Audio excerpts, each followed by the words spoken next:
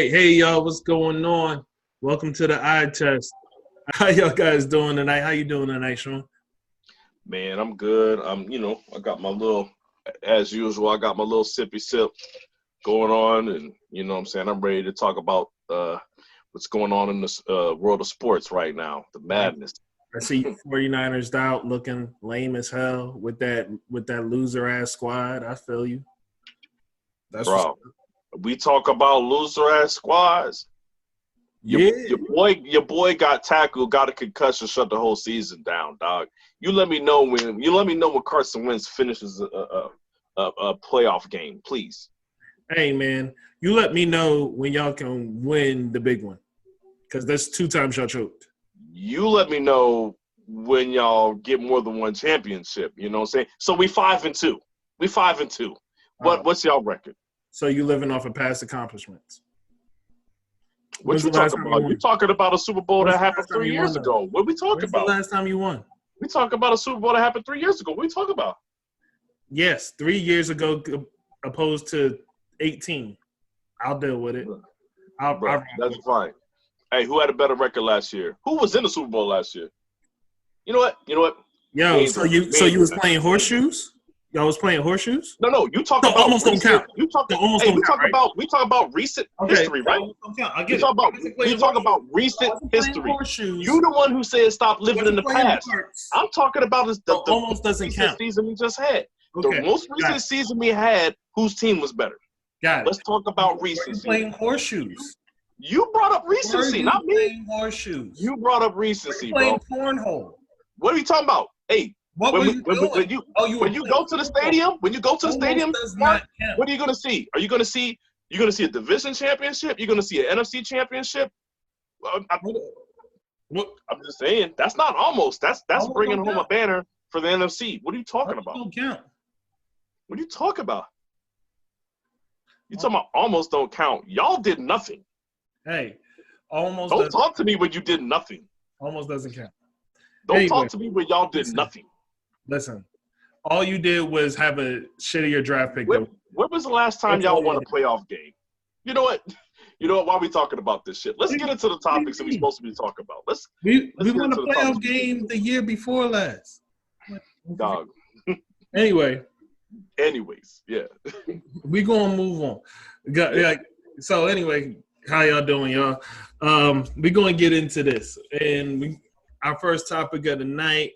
We're gonna start with coronavirus and how it's affecting these sports, and in particular, we're gonna start with the WNBA because some unfortunate news here is that Elena Delle Donne, the league's reigning MVP, actually. So we're talking about the best player in the WNBA, the very best player in the WNBA. She is a sufferer of Lyme disease, unfortunately, and she's been a sufferer of Lyme disease since 2008. And she recently has requested to be medically excused from the WNBA season due to her compromised health with Lyme disease and the position that puts her in as far as the coronavirus and her compromised immune system. But unfortunately for her, that medical request was denied by the WNBA, even though her personal doctors say that this is something that she probably shouldn't play with. The WNBA doctor said you're good to go. And what makes that interesting, Shawn, is the fact that the way that this coronavirus stuff is working is that if you are medically excused, you still get paid for the season. So the WNBA not medically excusing her, it doesn't stop her from opting out, but it does stop her from being able to be paid while not participating in this season. I don't know about you, but you know what? I'm just going to start. Let's start with your thoughts. I'll give my thoughts after. Yeah, okay, because I got a lot to say. Because Let's start out by just saying this, man. Like, clearly, there's an agenda. Like, the WNBA already does not generate enough money for it to be self-sustaining. Yes. Okay. The WNBA is still around because they feed off of funds from the NBA. Okay. They don't. It just seems like they don't want to have their MVP, their best player, not playing. And they're like, yo, we already fighting the uphill battle with ratings. We're already fighting an uphill battle with the amount of fans that we have. You know what I'm saying? We already fighting the uphill battle with attendance.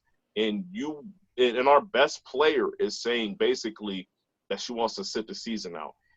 They are looking at this purely from a business standpoint. And my question to the WNBA is this: like, you guys are already, basically being sponsored by the NBA money wise. What difference is it gonna make if you borrow a few more dollars? You know what I'm saying? What difference does it make if she doesn't play? And then number two, these of course, these doctors that are being paid by the teams or by the leagues, it's always interesting how magically people get cleared, or magically if this situation becomes a situation to where the team is not at fault for something, or you know what I mean? Like, it always works in the team's favor or the league's favor whenever they make these decisions, right? And the reason why I'm bringing that up is because I wanted to segue. It's just a microcosm of the real world.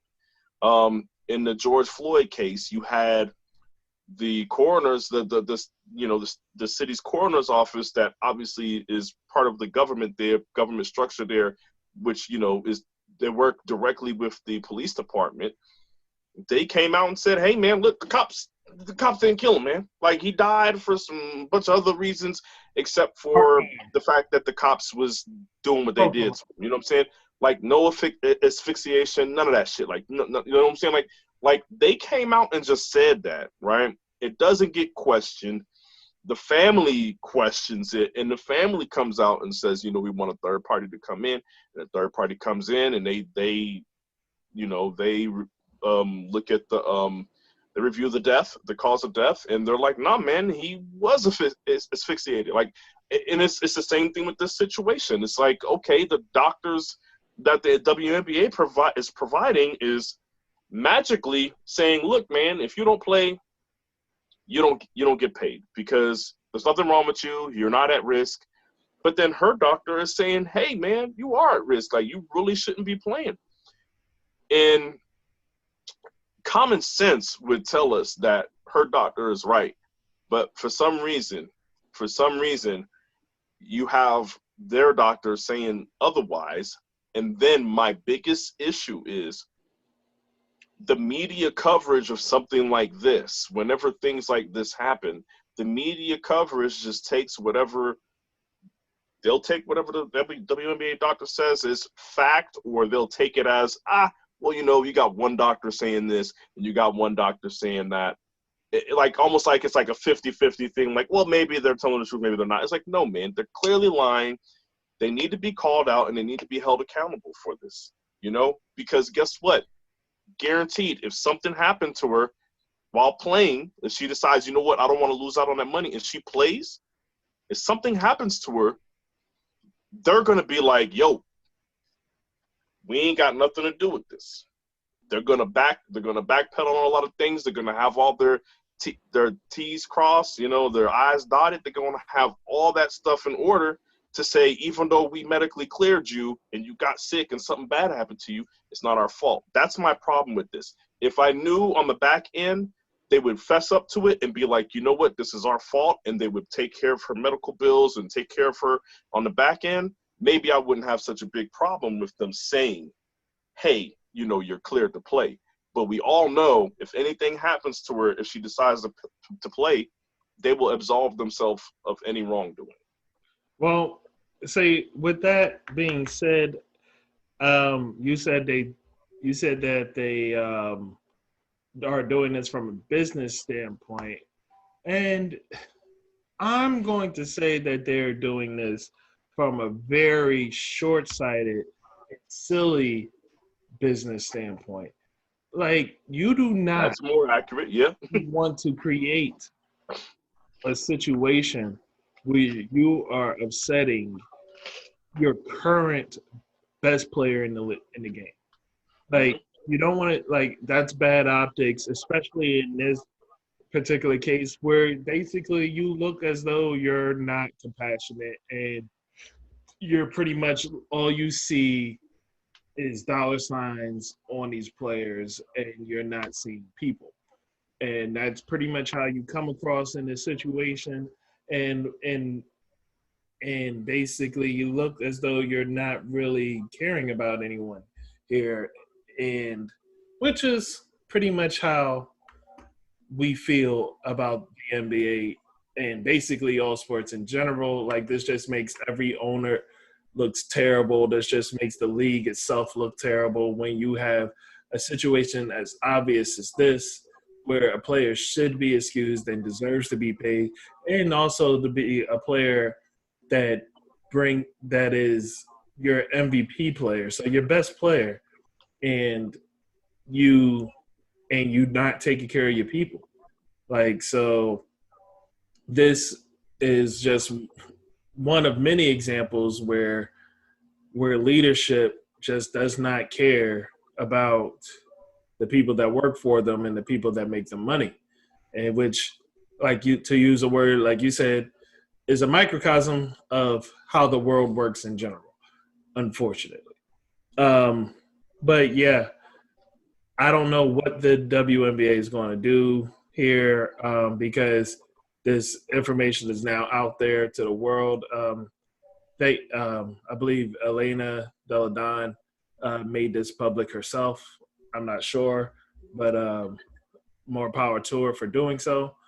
But yeah. Okay. But I got one more thing on the topic real quick. Okay.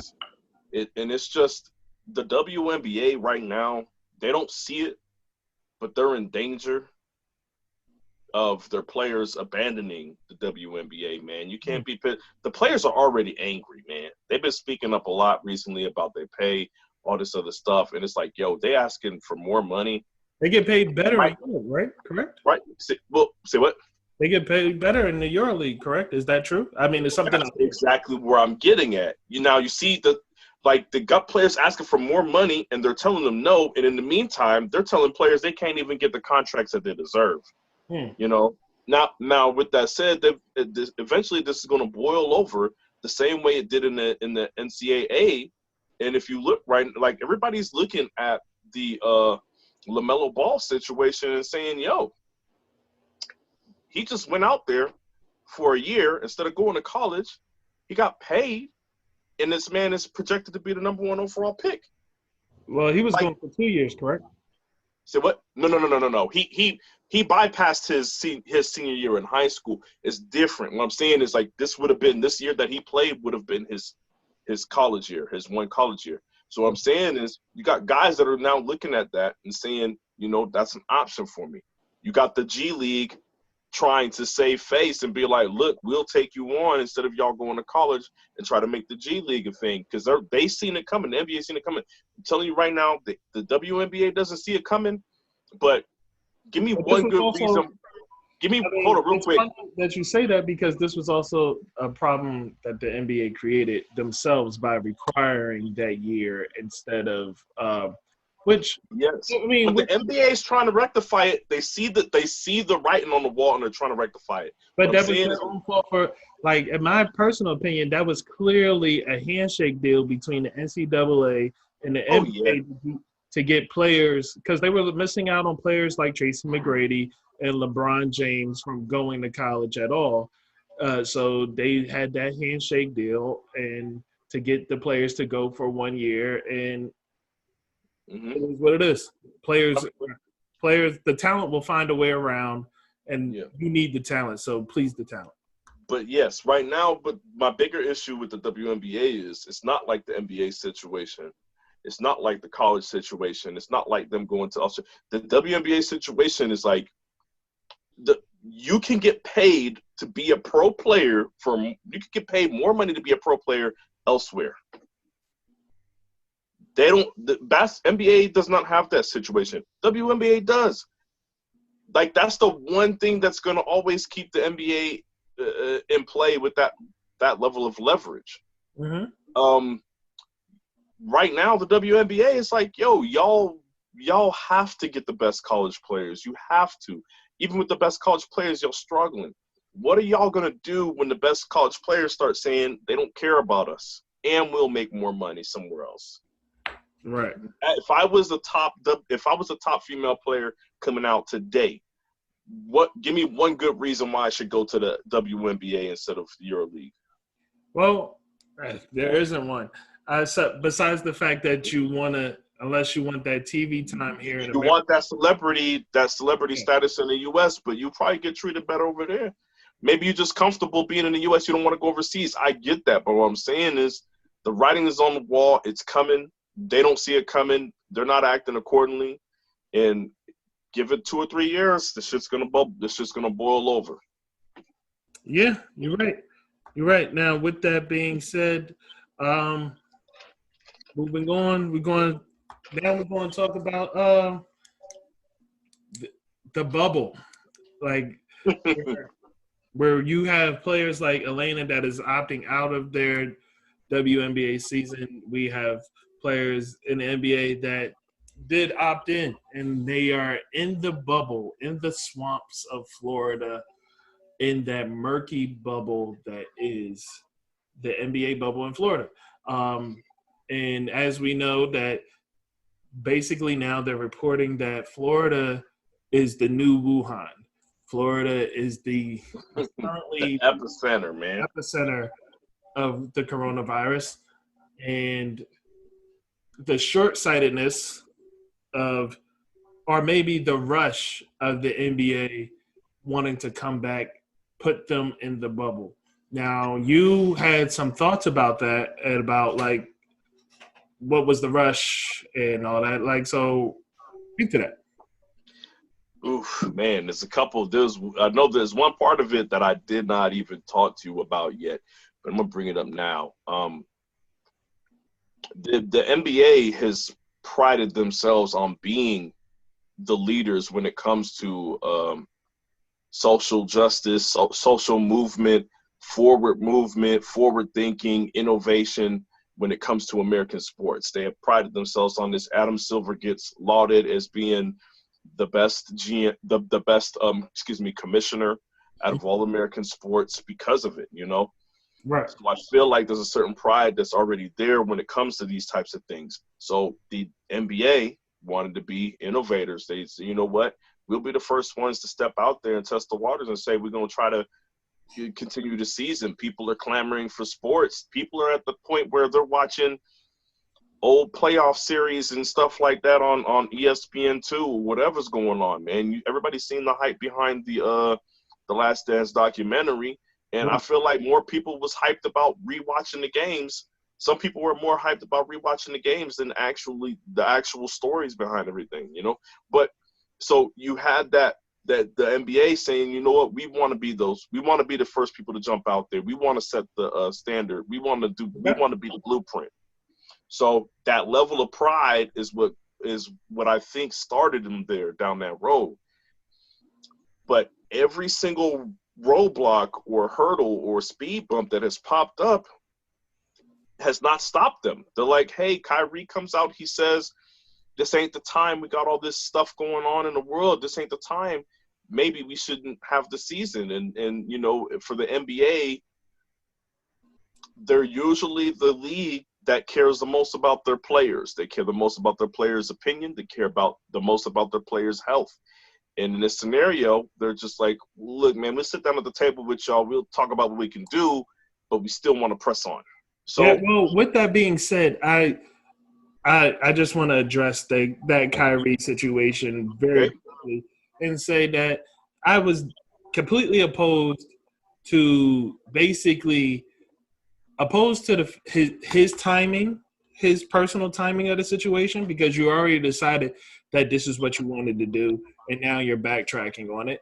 But secondly, I completely disagree with his reasoning because there's no better way to get your message out there than through the voice, through the loudest speaker that you would have, which is by playing the season. So, And at the time, I'll be honest with you, at the time, I felt somewhat like you did, where it just felt like, yo, if you really want that voice, then you will play and you will have, like, there's no sports going on. You will be the only sports going on. Your voice will be louder than it's ever been. right. So I agree with you on that standpoint at that time, you know. Right. But I'll say retrospectively now, seeing as though things have been getting worse and worse, it really looks like, I mean, not that Kyrie was right, but it just happened to play out in a way to where it was, you know, it's making him look right now in retrospect. Well, here's my questions about those things and about what you're alluding to. Well, not necessarily questions, but here are things that I have to say about the stuff that you are alluding to.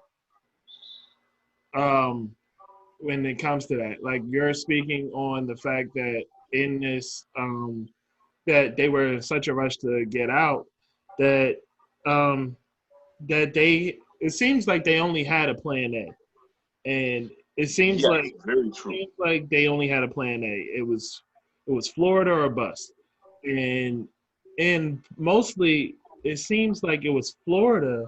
They chose Florida because basically Florida had the least restrictive rules out there.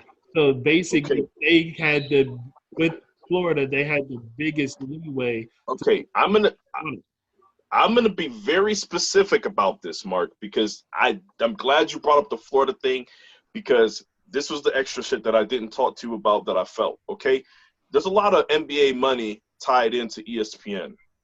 Okay. We all know that ESPN is part of Disney. Okay. We all know that Disney had to close down. Okay. Right. We all know that Disney pumped a bunch of money into Disney Plus, and let's be honest, they probably haven't got all that money back yet. Okay. Right. So you got a situation, a financial situation, to where I'm sure that part of this was probably proposed by Disney, you know, in ESPN and all, you know what I mean? Like, they were like, yo, you know, you guys are talking about possibly coming back. We have to have this thing happen. Well, we would like for it to happen on one of our properties. And California is completely shut. They're the most shut down state there is. You know what I mean? So it wasn't going to happen at Disney there. So the only other thing that was left was Florida. I think it was a perfect storm to where, like you said, they were the most lax about things. People forget that there's stadiums and all kinds of other facilities that exist in Florida that they could have done all of this at. Right. It's not a coincidence that it was Disney that was selected. Not a coincidence at all. You know what I mean? And I feel like Disney having so much stake in what happens through ESPN and all in the TV deals and stuff like that, I feel, you know, and them being closed, I feel like that played a huge factor in the pressure that was put on the NBA to try to continue the season, and for them to they're still trying to continue the season in the midst of everybody getting sick and all these other things happening. So, you know what? That's perfect. I'm gonna let you lead into that. So, you know, we could talk about the food situation, Well, burst in the bubble, so to speak. So yeah. With that said, like in the NBA's rush to do anything and everything, it seems like they have basically forgotten some of the simple pleasures. In the rush to make arcades for the players to hang out and do whatever, they forgot the simple pleasure of providing a proper food facility in which this case has caused the first player to break the bubble. I believe the player's name. Give me 1 second here while I get that player's name.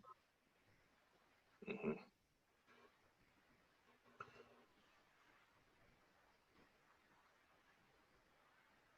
Oops. Excuse me. Sorry. Oh, yes. Here we go. Sacramento's Kings, Rashawn Holmes, first player to break the NBA bubble. And the way that he breaks the bubble is by just simply wanting something to eat. Uh, he ordered from Postmates, and he was given he sent the email. I do not remember by who, but like all players were sent the email basically saying that you could order from Postmates. You just have to meet the driver at the door. Security would not get the food for you or hold or whatever. You just have to get the food yourself, and that's that. Well, he goes to retrieve his food and goes to walk back in. Basically, all alarms sound, guns is drawn, pointed at him, Lysol cans pointed at his face, with hazmat suits ready to go. so, so he is immediately put on quarantine, and the person that sent out that email was just basically like, "Oh, my bad, I was wrong." So, Yeah, but hey. So with that said, this player tried to order his food, and now he's on quarantine, and he would not have to do that had the NBA did, just provided any sort of meal besides the meals that they had provided. Now, if I have time in the editing process, I will find a picture of some of the meals that these players have been posting. But they have been looking. Hey, Mark, that shit look like prison food to me, man. I feel like I had better meals in middle school and high school. I don't know. Listen, Shawn, I've been deployed to Balad, Kuwait, Kandahar, and Camp Lemonade, and I will tell you this: 3 out of 4, I ate like a freaking king. 3 out of 4 of those places ate like a king, and the fourth one, I like. Even in Kandahar, I probably would have rather had MREs, but everywhere else, like, they great. So look, man, I saw the pit when I looked at the pictures, Mark. I promise you, I looked at it, and I had a lot of questions. I had a lot of questions only because I didn't recognize the food, man. Like whenever you gotta look at a tray of food and you gotta ask questions as to what it is, man. Like we already in a very bad situation, man. A very bad situation. Like if anybody can look at the picture of the food and can quickly tell me every item that's on the tray, maybe I'll shut up about it. Maybe it's just me. Guy Fieri said that he needs to take the NBA to Flavortown, and maybe they do need him to just go ahead and quarantine himself in a bubble and like take them to Flavortown, because what's going on there is disgusting. And it's disgusting for a $1 billion franchise on a $1 billion estate to come up with $5 meals. Actually, I'm not even going to say $5 meals, because I've had better meals from Wendy's for $5. Hey, that 4 for $4, you know what I'm saying? Like that 4 for $4, man. This shit. Like I've had better meals from Wendy's for $5 than what they are giving these players, man. And so these well-oiled machines. I don't understand it. That's what I'm glad you said that last statement, because that's what I wanted to get into, bro. Like, and the reason why I'm getting into this shit is because, like, I know players that were in high school that we already kind of knew, you know what I'm saying? Like, these cats is going to go to D1 schools. They're going to have a chance to make the NFL, you know what I'm saying? And guess what? Whenever those players needed anything, they got it, man. I've been personally pulled out of class to help specific players, you know what I'm saying, with math. Hey, man, they failed this math test. Like, I'm in government class, and they just like, yo, who's good at math? I raise my hand, and they like, yo, you coming with me? I'm like, yo, we got a quiz today. We don't like, no, okay, just pull me out of class. The teacher is a track coach, so she already knows what the deal is. She just looks at me and say, go with him. You know what I'm saying? I'm over here helping this dude retake a math test. You know, I'm helping him study. Like, they literally pulled me out of class for 45 minutes to try to teach this dude as much as I could teach him about math and algebra in 45 minutes, right? But these same players, you know, if they didn't have enough money to eat, when I tell you they were being provided meals in the cafeteria, they not only were being provided meals, you had coaches and other teachers bringing in meals.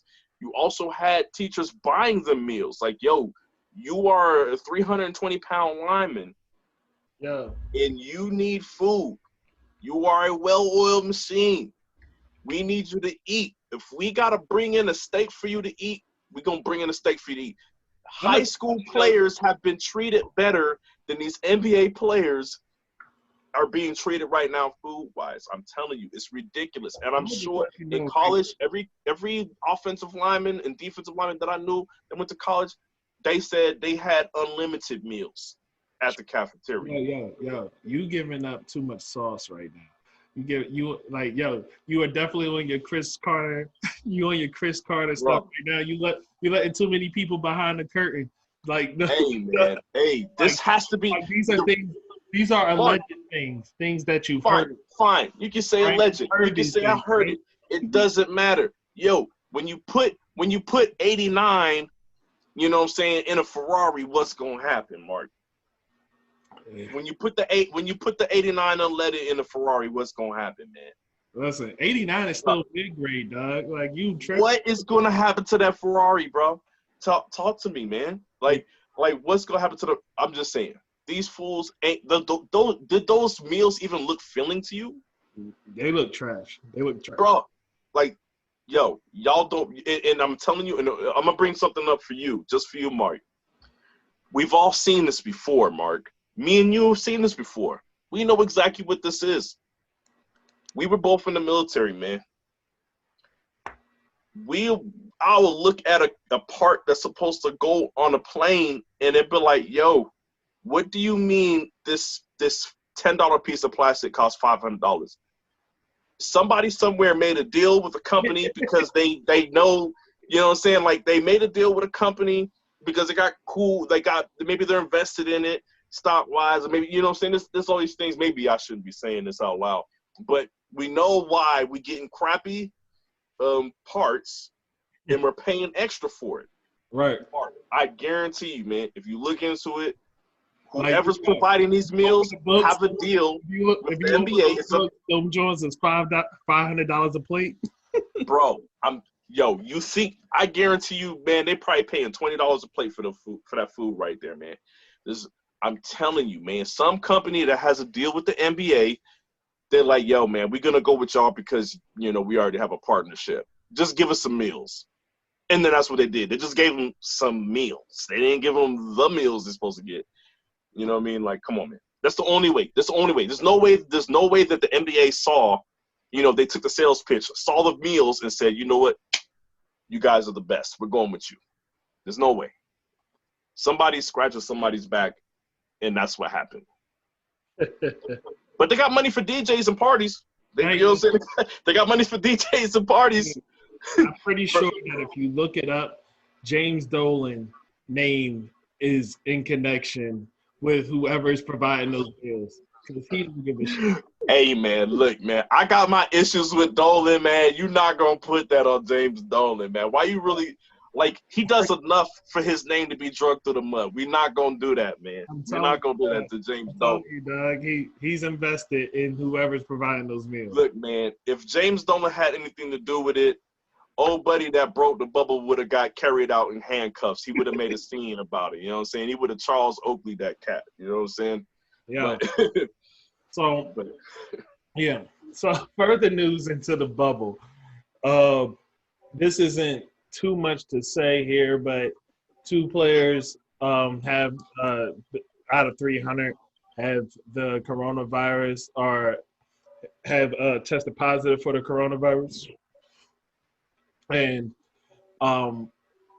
2 players that we know of that have the coronavirus. I do not know if they tested positive inside the bubble, but was oddly enough on the same team, Russell Westbrook and James Harden. Now with Russell, like I don't want to sit on this topic for too long because with Russell Westbrook, we can pretty much just say like we pretty much can track how this happened with him, like because more power to Russ, but he was out there during the protest, doing his part, and and Heavy. basically doing his part and making sure that the marathon continues and protesting in his city. Um, and the reason why I say he was making sure that the marathon continues because Russ, being from the same area as Nipsey and knowing and having a personal connection with Nipsey, um, he he made sure to continue that legacy. And in doing so, he was out there with the people in the protest of George Floyd's death. And unfortunately, being around those crowds, probably could probably has contact coronavirus in that situation. Like that's just a possibility. Or Yeah, seems if I had to bet, I would say that's where it happened. Yeah. yeah, seems like the obvious possibility. Yeah. Now, in James Harden case, I'm not really sure like how that happened in his case, but it is what it is. I just think it's odd that that it's like two superstars, two former Look, man, MVPs who happen to be on the same team. I'm That's I'm like, trying not to get into conspiracies, but I just feel like James Harden all of a sudden coming out sick like the very next day. Whatever, man. Like I'm not gonna question it. I'm not gonna get into conspiracy, but yeah, I will note that no. it looks a little strange to me, man. All right, so what's the It conspiracy? looks a little strange to me, man. What's the You know, conspiracy? but not gonna delve into that. But okay, so but we talk while we talking about say what? What's the conspiracy? You can't just like randomly say like, Man, we know what James Harden's track record is in the playoffs. oh, so That man don't want to go to battle without Russ. okay, Oh, okay. that man don't want to. He don't want to add to his already tarnished reputation in the playoffs. That boy pulling the KD and Kyrie, bro. Yeah, it's like, nah, I'm just not going to show up. So KD ain't have nothing to say about. He have nothing to say about the dome and shit. Kyrie all of a sudden say he don't want to play, and then KD come out and he's like, "Look, man, I'm not coming back. I don't care if I help you." Look, man, I'm just saying. This guy don't. Shawn Williams. Look, man. Agent Zero on Xbox, and he was in Las Vegas, Nevada. In case James Harden wants to know. Man, hey. Look, man, whatever he want to do, I just hope he's on the offensive and not the defensive. That's all I'm going to say. If he wants to come, you know what I'm saying, and see me, then, you know what I'm saying, I hope he has better defense than what I've seen on the court. Oh, wow. That's what I'm going to say. That's what I'm going to say. Again, but anyways, you know what I'm saying? Las Vegas. Look, so, man, once again, but let me get into this whole sick stuff, man. The NBA in the past has always been about the players, like I said, you know, and it just seems to be, it doesn't matter how many players get sick. They're like, let's move on. It doesn't matter how many superstars get sick. They say, let's move on. I'm almost at the point where I want to say, until LeBron or Kawhi gets sick. I'm not going to let you do that. I'm not going to let you do that. It's 2 players out of 300. It's not. No. It's you not. Can say 2 players out of 300. Look, man. What I'm saying is there's multiple people getting sick, right? Okay. Then you also have the players that are saying, because I don't want to get sick, I'm just going to opt out. You have players saying, I have kids with problems. I'm going to opt out. What I'm saying here, Mark, is yes, it's the benefit of the doubt can be given because it's not a large number yet. But the reason why I'm skeptical is because, I mean, it will look a certain way if they say, let's stop now, because it's superstars. if these were bench players, there would be no questions about whether they would press on. So I feel like they have to press on, because then there would be like, okay, only because, there would be questions about, okay, only because it's James Harden and Russell Westbrook. That's the only reason why you guys are pressing on. You know what I'm saying? They want to avoid that type of controversy. But what I'm saying here, Mark, is I do not see a scenario. They've been pressing on through this entire scenario. People breaking the bubble, people ordering food. They got trash food. They said they had a DJ show up to throw a party and shit, and the only person that showed up was Dwight Howard. You know what I'm saying? Like, I think that's real. Look, man, I don't care if it's real or not. The NBA been on some goofy stuff. It really seems like it's plausible. Dwight Howard being the only person at the party. Bruh. On his Is it not believable? Terry Crews with a whistle. Is it not believable, though? You know what I'm saying? I'm not saying it's true. I'm saying that it happens to be a believable scenario. Okay. Doesn't matter. The NBA is pressing forward, and that's what they've shown throughout this entire process. Is no matter what happens, they're going to press forward. No matter how many concerns get expressed, they're going to press forward. What I'm saying is I really don't see a scenario to where they don't press forward. They haven't shown me anything that would even cause them to pause or even push back a date or do. Like, remember, they originally wanted 16 teams. They added more teams. They're just like, nah, man, we doubling down. Well, they added – no. I'm not doing – like, see, you're changing the narrative, because the only reason why they added more teams is because players were saying that they did not want to participate, or players were saying that they basically wanted like a warm up before the actual finals and all the stuff. Like, so basically most of the adjustments to where there's more teams involved, that's because of the players. That is great. That is great. And I agree. That is also that is very true. But you know what also is true? The NBA wanted Zion in the playoffs.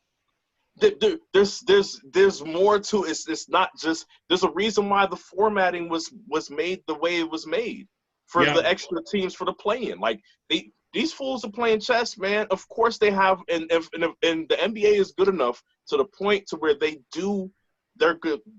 They wouldn't have moved forward with that if somebody could poke holes in the story that easily. Hey. It's easy for them to say now, hey – yeah, people might say we just wanted Zion in, but guess what? We got these players that have been coming to us and say they want warm-ups, and it only makes sense that these guys not be rusty when they come in. Like, they already had their excuse in case somebody jumps out like me and says, you know what, they just want Zion. Hey, Mel Gibson. Did you stretch those hamstrings before you reached? Bro, ain't nobody reaching out here, man. Ain't nobody reaching out here, man. Hey, hamstrings. Mr. Conspiracy Theory. They made sure that there was enough Eastern Conference teams. Where is your co-star? Am I supposed to be Julia Roberts in this scenario? Look, man. No, dog. I'm not with it. I'm not. Is it a coincidence? Is it a coincidence that there's just enough Eastern Conference teams for the Wizards to be in play, and there's just enough Western Conference teams for the Pelicans to be in play? Is it just a coincidence? Okay. Look, man. NBA didn't want that. But all right. Man, either way, we all know the NBA is about their money, man. They about their bread. They about their ratings, and they coming for it. It don't matter how many people get sick. They don't care. They coming for that bread. They coming to be the innovators. All that. Let's make sure. You know what? Let's get into the pandering. You know, I'm gonna let you lead that off. Nah, man. You got more to say? No, before we get there, I want to talk about a team that's actually in the NBA, and some may feel this team is a favorite to win because, as they've been saying all year, all season, is that they are built for the playoffs. And that is the Philadelphia 76ers, the team that I loathe only because I expect more from them. So the Philadelphia 76ers have finally, after 2 seasons of see, I don't want to call it mediocrity, but Underachievement. Just call it underachievement. Thank you. Yeah. After 2 seasons of underachievement from Ben Simmons, because it's absolutely insane that I'm talking about an all-star, like a deserved all-star being an underachiever, but he is. So after 3 seasons of underachievement, but 2 seasons in which they should have already made this move, Brett Brown decided that he will be moving Ben to the 4 and Shake will be the 1. Now, mind you, last year they had Jimmy Butler, who probably should have been the 1 then. And this should have been done last year when they had a better person to be the 1. They had Jimmy Butler last year. And yet somehow this magical genius of a move, which it's not, it's just pretty much common sense, seems to only have struck Brett Brown now this season after a 4-month layoff. Like, I'm glad that they're making this move, and I think that this will make them that much more powerful of a team with the ball not being in Ben Simmons' hands all the time, so therefore they can't trap him with the ball and try to force him to make a mistake or shoot. But this should have been done a long time ago. This should have been done after season 1. Like, I don't understand. Okay, I don't see how you're just now landing here. I'm gonna try to be quick with a bunch of points because I got a bunch of points. Yo, number 1, that boy Brown, man, y'all coach. Excuse me, not y'all's coach. I don't wanna accuse you of being a Sixers fan. Hold on. Yes, relax. The Philadelphia 76ers head coach, Brett Brown. He is feeling that pressure, man. Like, they were already talking during the season that this man might be on the hot seat. Apparently, he had 4 months to hear about how he was on a hot seat. And now he's like, you know what? Maybe I should start making these moves that I should have made before. That's point number 1. I feel like it's primarily because of the pressure he's feeling. Like, he can feel that he's on the edge. Number 2, what's very apparent to me is there's no leaders on that team. And the reason why I say this, I mean, I'm including the coach, because you have this scenario where, yes, he's making this change now. How much time are they really going to have to try to gel as a team, as a unit, and within the offense that they're trying to run? How much time do they really have to get it down with the change in positions? Like, this is something that they could have been working on the entire season. Teams with leaders as head coaches or players, they would have done this in the beginning of the season. You know how LeBron gets down. LeBron's like, look, man, whatever we need to do to be ready for the playoffs, to make a run in the playoffs, we need to practice that shit now. Right. Whatever lineups we need to figure out, we need to figure it out now. That way, once we figure it out, we can already be gelled by the time we hit the playoffs. Now you have a scenario where these guys are talking about 8 games. Will that switch at point guard, be sufficient enough after 8 games for them to really make a push in the playoffs? Because we all know when you do things, major changes like that, you usually take a few steps back before you go forward. So, like, it's almost a scenario to where it's like, yes, you're making the right move, but it's the wrong time. Right now you actually might be shooting yourself in the foot by making that move now. I mean, as crazy as it sounds, I think he should have just said, you know what, I've been stubborn this whole time. I might as well just see this thing through, because guess what? We're gonna be in a worse position. Right. Going into it this way unprepared. Yeah. Well, yeah, that's fair points. Fair points that you make there. And I don't know what's in store for this team, rather. But I do think that this is a move that they had to make, even though they are ill prepared for it, because this was something that should have been done earlier in the season.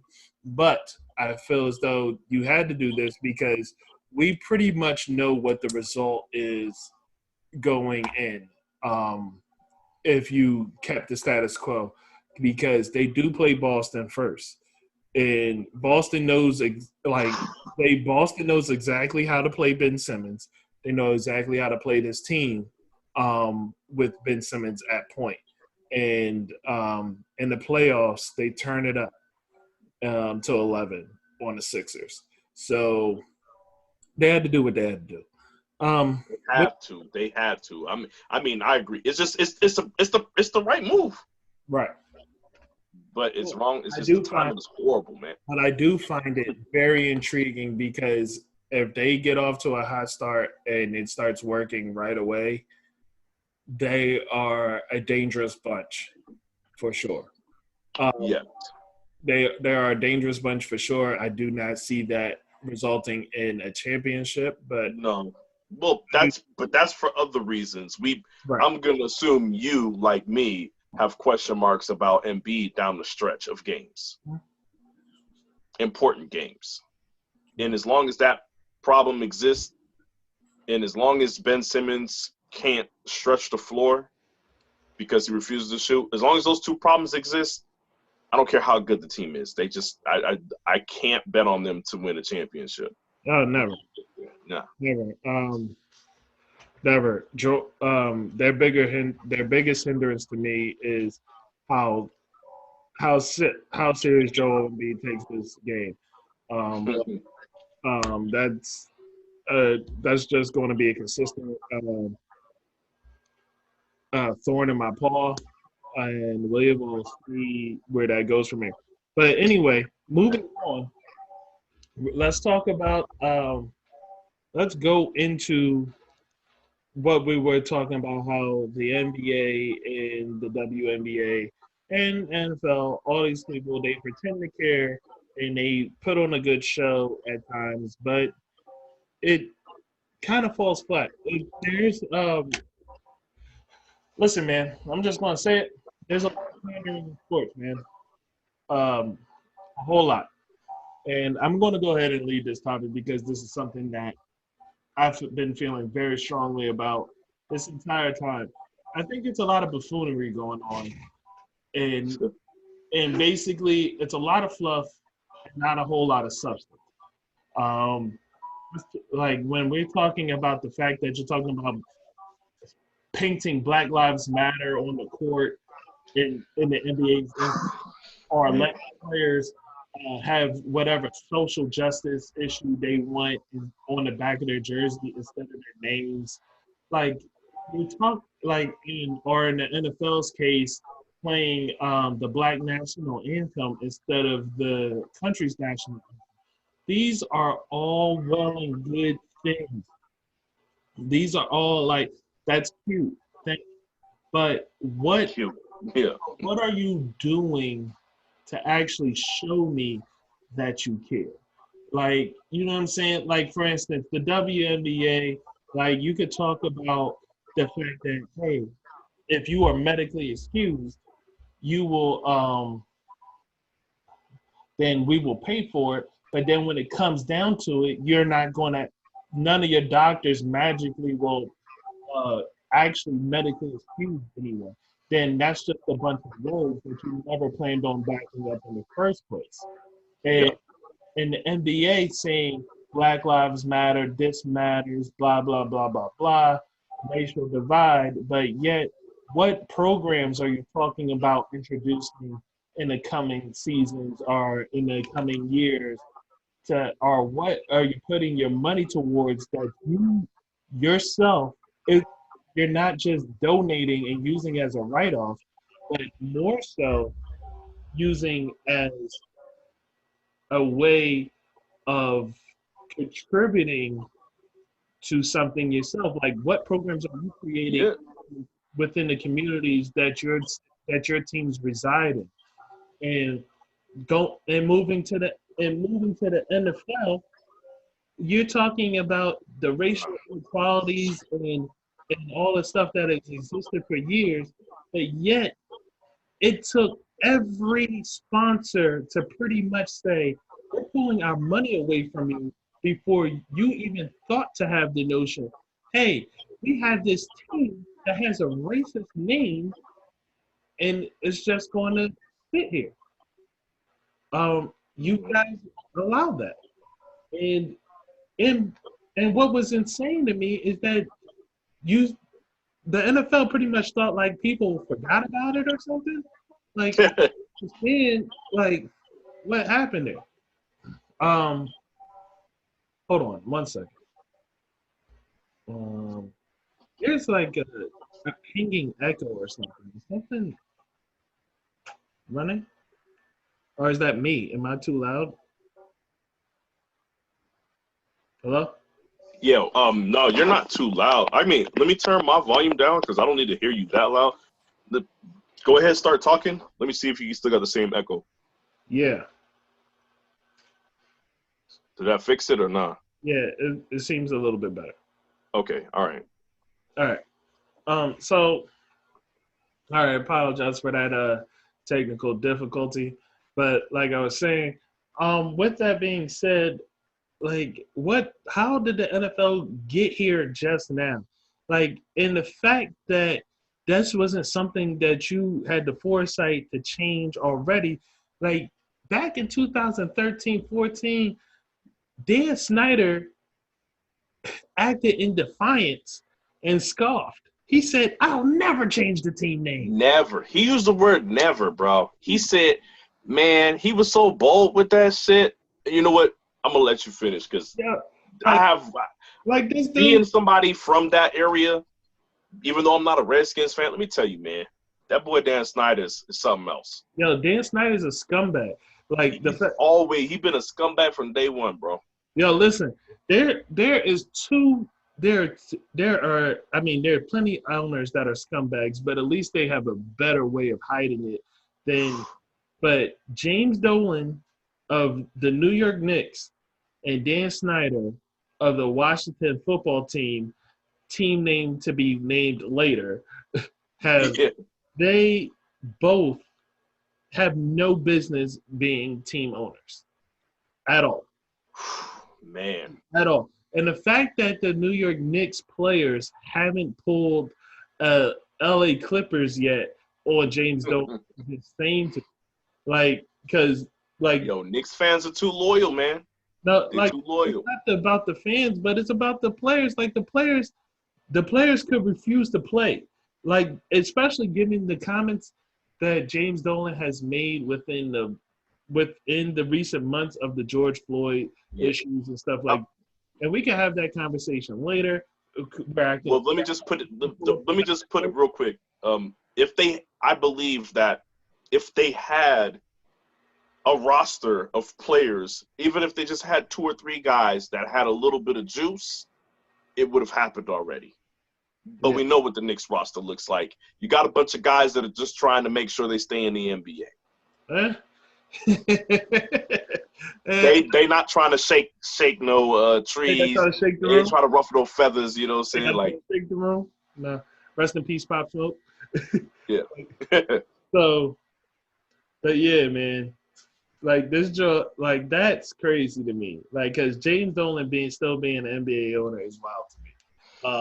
And Dan Snyder, like after being in complete defiance of changing the team name, and then to be so abysmally terrible of a football team, like you should just be removed as an owner just for that alone. But no. And the fact, and here it is, you have FedEx, Pepsi, Nike, all these people threatening to bounce because of your team name. And even though, and it wasn't like that the issue came back up because Native Americans brought it back up. No, the sponsors was like, oh, well, we see this coming. Get this out of here. Like, given the social climate. And somehow the NFL, with all their pandering about we're going to about the Black National Anthem and about in Roger Goodell's video statement and all this other nonsense. They didn't have the foresight to see it coming before the sponsors came over and threatened to take money away. Magically, So that's what's bothersome to me. There's just far too much pandering and not enough substance. Like, actually do something. NBA teams, like this is something that I truly feel. Almost every NBA team is inside of an inner city where there's a big divide between the police force and the people of that community. Just about every single one. And Colin Kaepernick laid the blueprint with some of the things that he does. Why can't the NBA teams or the NFL teams connect to that and make that bigger, expand that to be a city thing? Like, I do not understand that, to where, like, this is something that I would like to see the NBA teams involved in. Like, you find a way to be involved with in children's hospital because that's only takes up an hour and a half of your day. But like, and it's a great photo op, but yet you can't invest in something that's truly real. But besides throwing your money at a situation, I would like to see you throw your time at a situation. Yeah. So let me get this, man. Let me start saying how, because Now hold on, because are you still going? No, I want to get this very clear because I don't want anybody, like, the individual efforts of players and of coaches. I'm not speaking to that because the individual efforts of players and coaches is on point. They invest their time, their money, and they have all these different programs and things of that nature. I am not speaking to the individual efforts of the players and coaches. I am speaking to the NBA owners and the organizations themselves. I'm speaking to the NFL. I'm speaking to all these sports organizations themselves, not to the players and coaches. Just wanted to make that very clear. Okay. Yeah, which I think is a very good point to make, because you're right. The players are doing all these things. They've been doing these things for years and years and years. And in the biggest point about what you're saying is the impact has been very local. I would say is the best way to describe it. The impact could be so much greater if the NBA took, or the NFL, or these, American sports leagues took the vehicle that they have and the power that they have and the money that they have, and they move that vehicle even further. You know what I'm saying? Like look at what they did. Look at how they are pushing to make the NBA such a thing in China. They have all these different programs invested into what they have going on, and they have such a vested interest in China, but yet they do not have vested interest within the cities that they reside. That just is a problem for me. This is what I'll say, man, on the China thing. Or at least, or at least that like what they do in China is loud. Like what they like speaks volumes. Like without them speaking, like heavy presence, man. It's a heavy presence. Cameras are focused on and everything. If they are doing things within this city, within the cities or anything like that, it's very quiet, and it shouldn't. Look, this is what I'll say, man. You're making me having to touch down on a lot of things, man.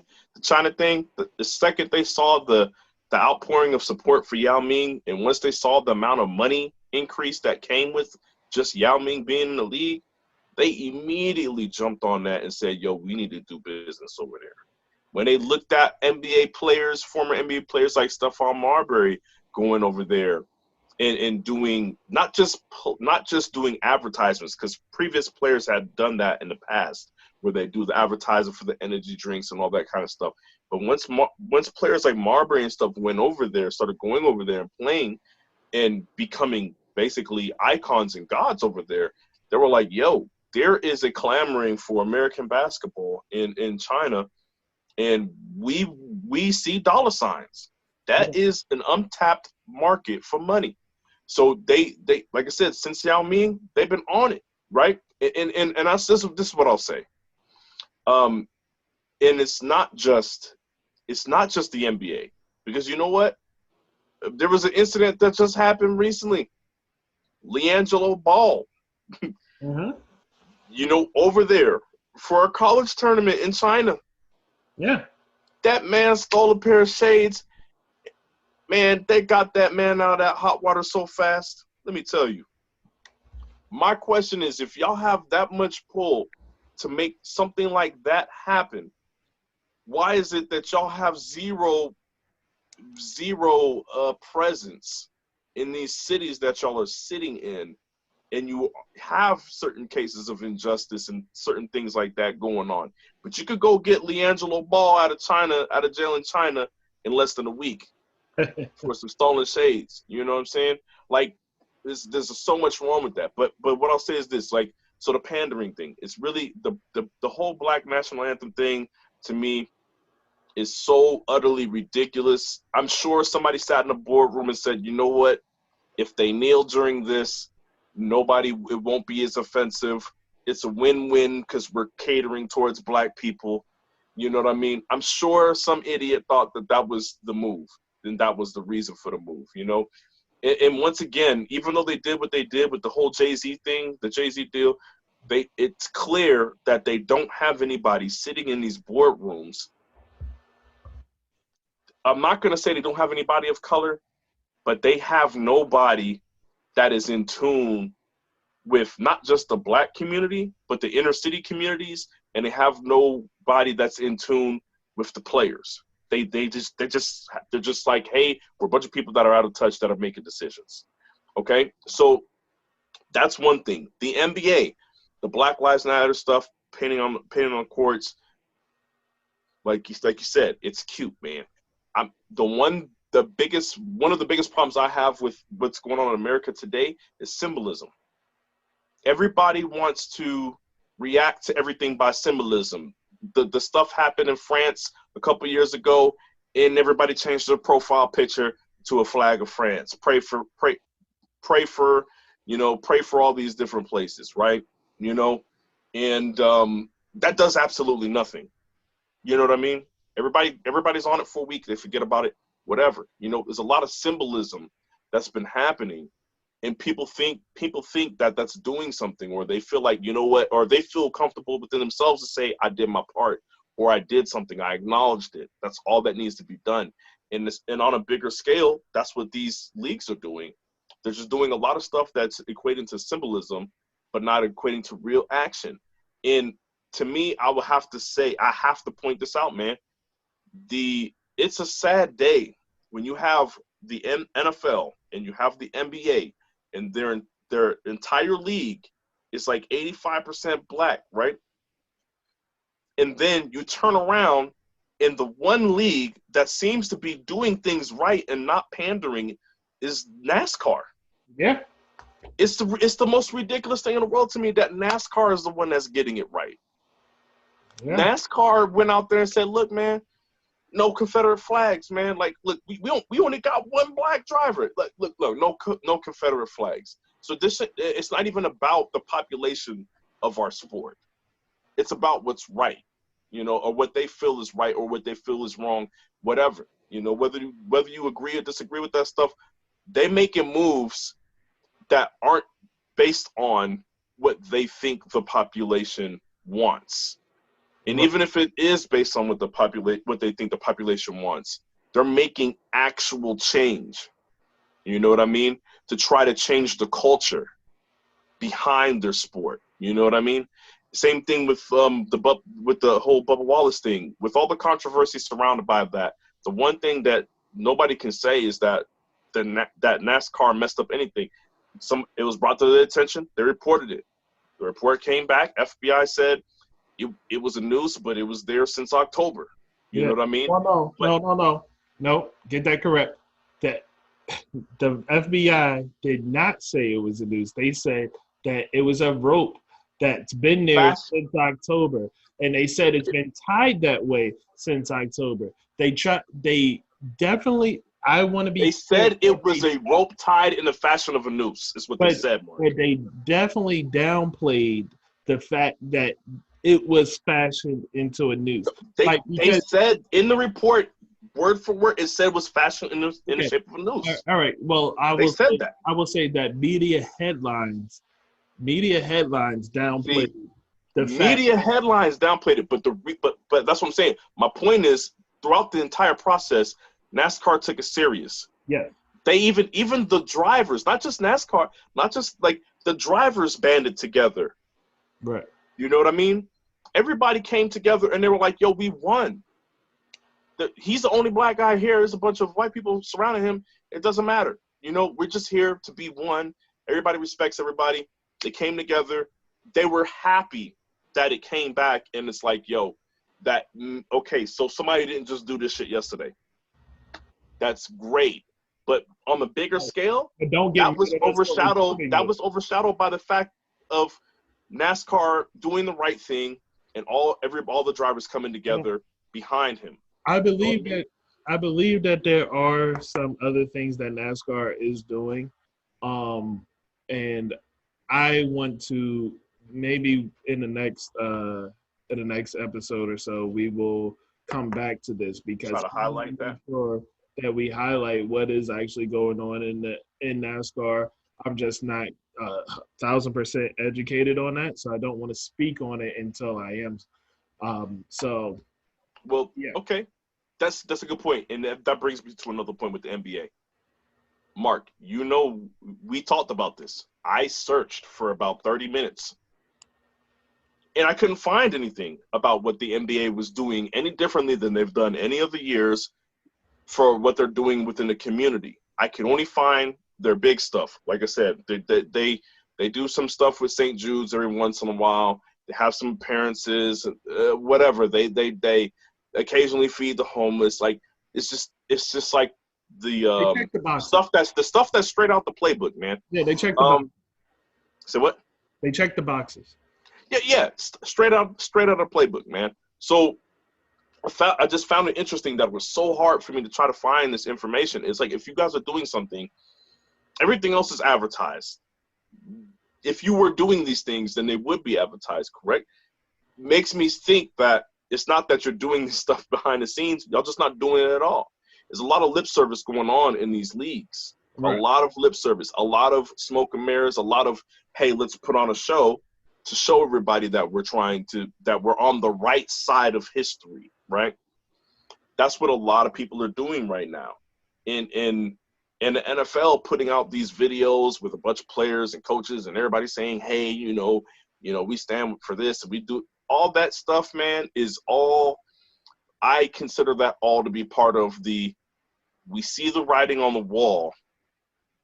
We're about to be on the wrong side of history. Let's try to correct this really quickly. Right. And that's all that's happening. Like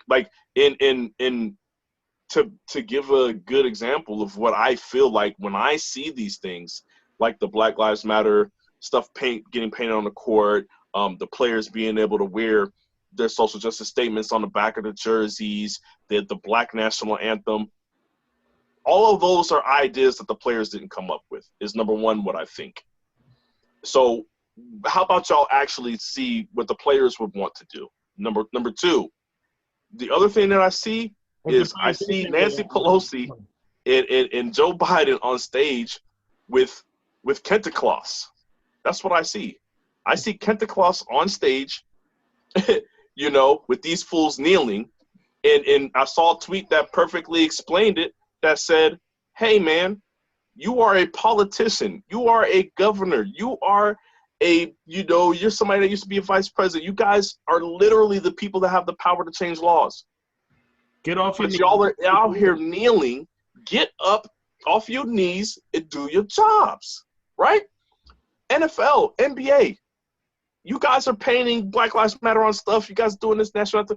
You guys literally have the power to shut down a city. LeBron left Cleveland and the whole city shut down. Oakland is mad that the Raiders are leaving to go to Vegas because of the impact it's going to have on the economy there. Sacramento, the Kings, y'all begged them to stay in the city when they were talking about moving the team because of the impact. This is how much power y'all have. Sacramento Kings, I appreciate you for doing the right thing and staying Yeah, where you are. But you see what I'm saying? This is the power that y'all have. Y'all know y'all possess it when y'all trying to leverage for a new stadium to be paid by the city. But y'all don't want to use that same leverage and power when it comes to actually promoting change and fixing problems within the very communities where you have these teams that are supporting your pockets. Right. Supporting y'all league. You're supporting these teams, man. Like, just show that you care an ounce, man. That's all we asking. Show that you care an ounce. Like, really do care. I'm not even asking y'all to put boots on the ground. I just want to see y'all create some programs. Create a program, like you said, Kaepernick laid the blueprint for some of y'all. Y'all could just say, okay, he has something where he does where he has the cops come in the community and they have a whole day where they spend time with people in the community and they're allowed to they can interact with each other, talk to each other, to eat food, drink, whatever. That's something simple that everybody could do. Every city could do. You could do it on a larger scale. You could make it an official holiday for that city, man. These are things that you could do. You want the police to have a better relationship with the people that they're policing, right? You don't want, let's say you don't even want to choose sides. You're not even having to choose sides. You're literally just promoting a better relationship between the police force and the citizens of the city. Yeah. There's nothing, you're not even pissing off anybody on either side with that. These are very simple solutions that could be done. And what do you guys want to do? You guys want to play a Black national anthem. Yeah. You know what I mean? That's all I got, Mark. I can't speak on it anymore. I'm getting too emotional about it, man. All right. So, with that being said, I'm going to switch gears a bit. And you just mentioned the Black national anthem in the NFL. We're going to keep it in the NFL and keep it to a topic that's near and dear to my heart and and something I just tend to love to do. Some might think that I am a self-deprecating fan, which I can see how you would take it that way at times. I would say so, but go ahead. But I just look at myself as a real fan. So I see your flaws the same way that I see where you shine. And with that being said, The Athletic put out this list where they said Howie Roseman is the best GM in the NFL. And I wanted to throw up. I just got to be honest, man. I wanted to throw up. I don't know what would make anybody say Howie Roseman is the best GM in the NFL. Now on a serious side, the man can write a contract. For the most part, he can write a contract because he did a fairly good job when it came to how this money gets distributed and how the players make this money. Except for we are trapped with Alshon Jeffries, but who would have expected that situation to go the direction that it went in? So that's an unforeseen circumstance that I truly can't blame him on. So I'm going to discount that. So the man can write a contract. Cool. That is one aspect of GMing. One aspect only. They like his aggressiveness. Okay. I can get with that. Yeah. You can like his aggressiveness. I can get with that. You like his aggressiveness in trades, being able to move and stuff like that. Cool. But the problem with that is where number 3, his evaluation of talent which is probably should be which is honestly the number one thing a GM should be able to do. His evaluation of talent is absolutely abysmal. It's trash. It's garbage. It's basura. Like, it's the worst thing I've ever seen, just about. There's only one person that's in competition with him to be worse at it. And that's probably Bill O'Brien. like Bill O'Brien is fighting for that job so bad. He wants to be the worst GM so bad. Like, he's good at being the worst GM though. Listen, but because here, man, I'm just gonna take you back. Let's take you back. Because people like the aggressiveness. Okay. How did Golden Tate work out for the Eagles? Is he even still on the Eagles? No, absolutely not. Okay, I had to ask the question. Go ahead. So, how did Golden Tate work out for the Eagles? Oh, it was trash? Cool, I got it. I understand. Yeah. How did Jay Ajayi work out past season 1? Is he still on the team? No, absolutely not. Oh, okay. He's not on the team either. Okay. Yeah. Okay, continue. And it was trash? Okay, cool. Got it. All right. Yeah. Now, I want to be on record. Shawn, you know, who was the person that said to you, I do not like that Jay Ajayi trade at all? You expressed your concern about it immediately the day that the trade was made. You felt like you didn't have a need for him. I mean, if you fast forward, you even were at the point was like, look, man, like at one point you were like, we have a guy named LeGarrette Blount that's getting the job done.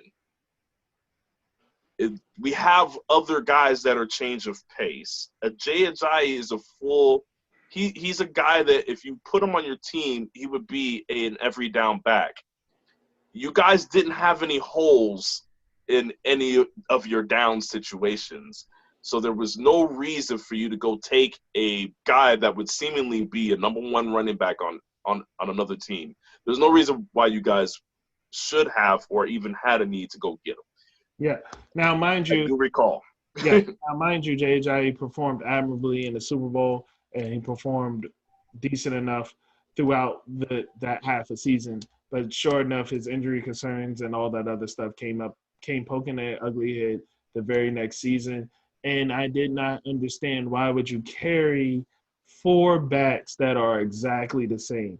Now, because this is like the very next season after the Super Bowl, they get rid of LeGarrette Blount, who was the one punch you in the mouth guy that you had. And you kept injury-prone Darren Sproles. You kept Corey Clement. You kept Donald Pumphrey, I believe. And what's the one guy from Delaware? Wendell Smallwood.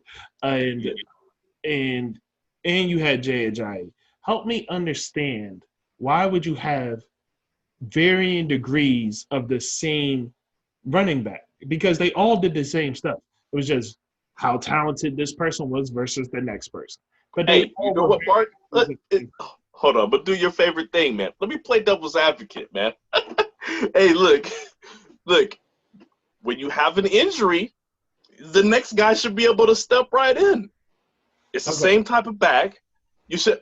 Now, I don't know how many injuries you're expecting that is making you want to have 4 of the same. Right.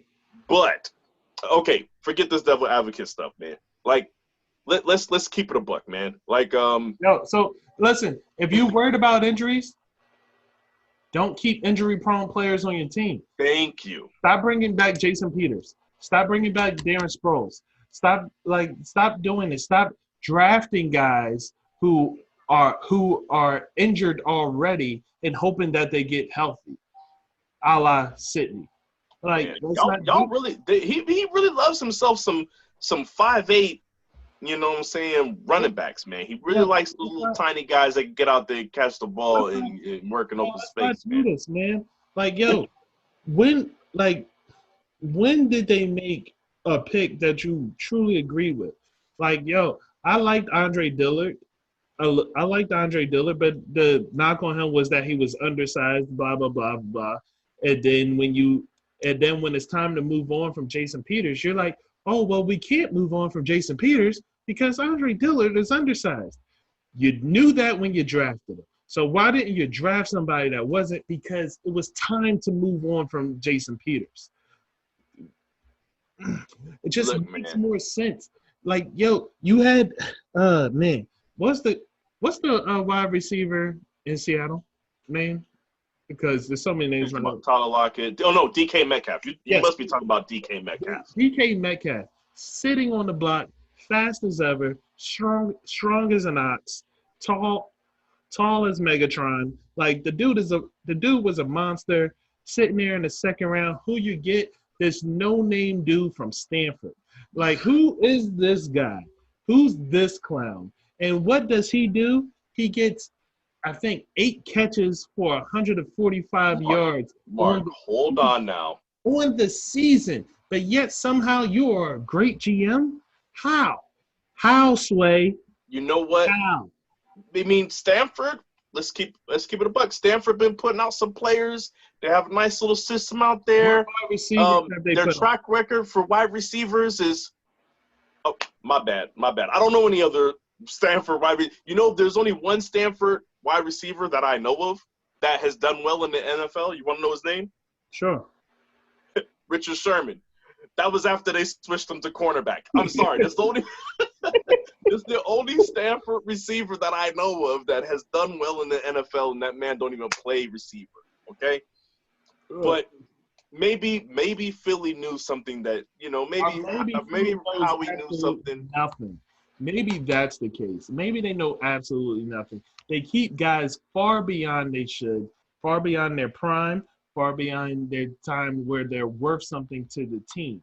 Now, and then they keep getting guys that are injury prone and yet use the excuse every single season that they go 9-7 and be like, well, we dealt with a lot of injuries. Well, of course you're going to deal with a lot of injuries if you get guys off the medical list. That's where you draft. I'm going to tell you right now, I think the issue with the injury stuff is he clearly has some type of unwritten rule or some type of belief in, like, the fact that, hey, man, look, you're never going to get cut, you're never going to get traded, and you're never going to lose your job to injury.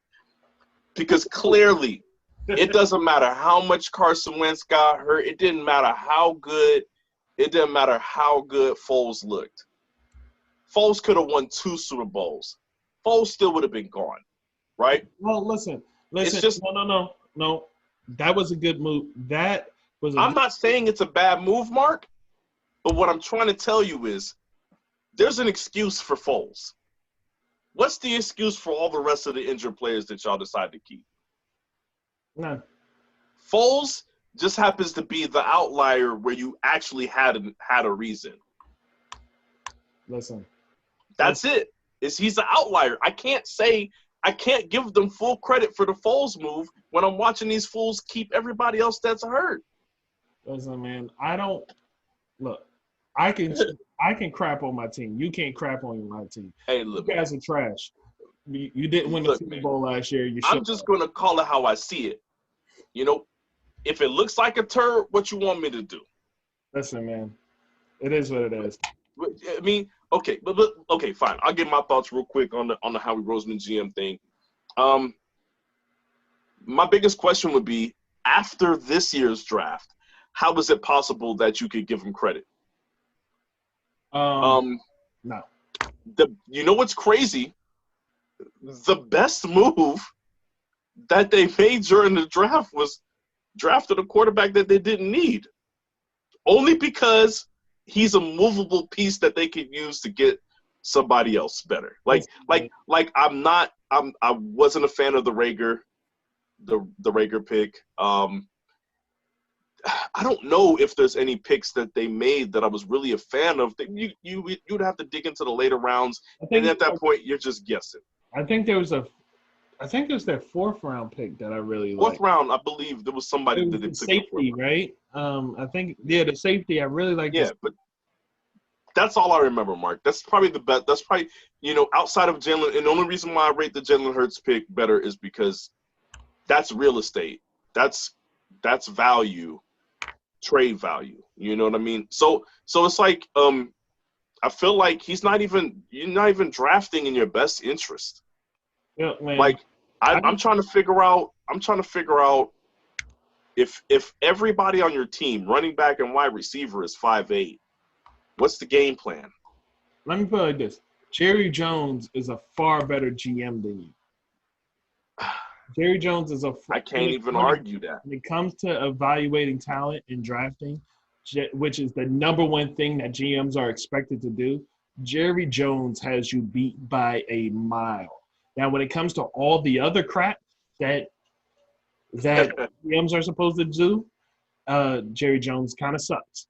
But when it comes to evaluating talent and drafting, Jerry Jones can – Doug, you will be shining his shoes forever just to learn a little bit of what he does in that particular arena.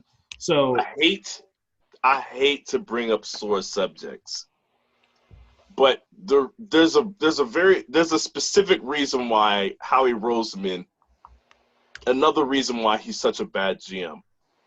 All the high-fiving and the cheesing that he did after the draft picks that he made, that's like you're bad at this and you're completely oblivious. Like, man, this man thought he was hitting home runs in the draft, man. No, that is that would be very concerning to me as an Eagles fan. Peterson was, oh man, he was cheesing from ear to ear like a tired cat. Like I wanted to jump through the screen and punch him in the face. Like it bothered me so much.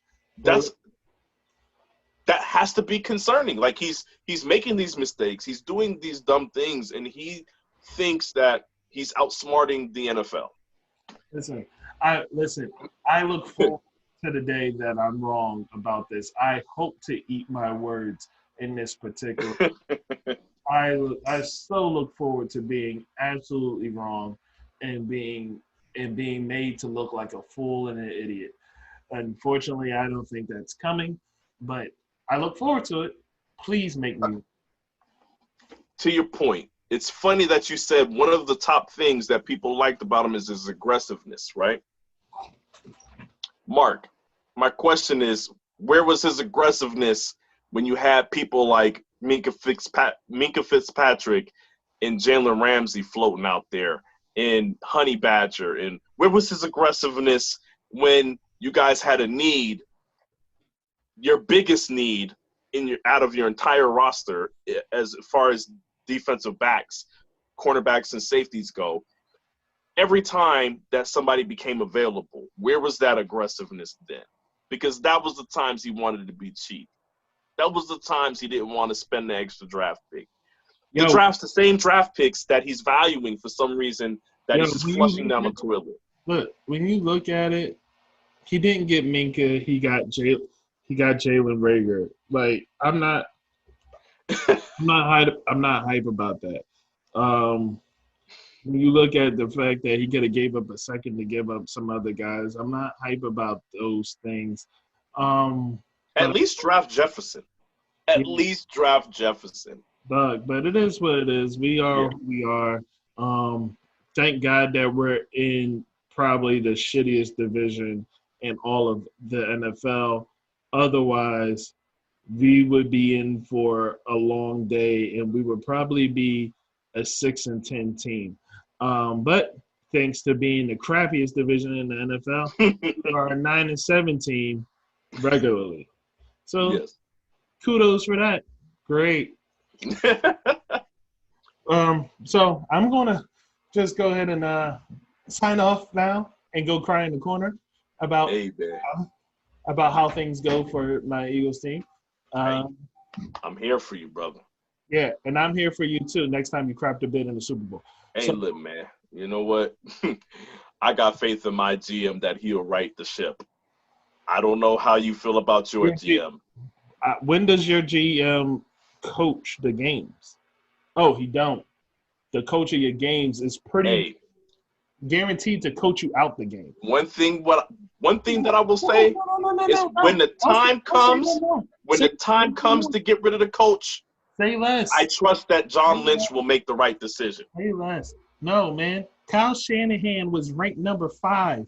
Dog, y'all not getting rid of him. He's ranked number 5 in the all-time as the best coaches list. When the time comes, I trust that John Lynch will make the right decision as a GM because so far he really hasn't disappointed me. Yeah, it's 6 years. I am concerned about his relationship with Kyle Shanahan and Mike Shanahan and the whole family dynamic. I am concerned about that. I can't sit here and lie to you, man. In 6 years, when you make that move, you'll be with it. Okay. Don't do me like that, man. All 6 years, don't do me like that. All right. So, man, I'm going to just go leave you guys with this. Thanks for listening in, watching, do whatever. Like, subscribe, follow, do all that good stuff. I appreciate y'all. I'm Mark. Shawn. Peace.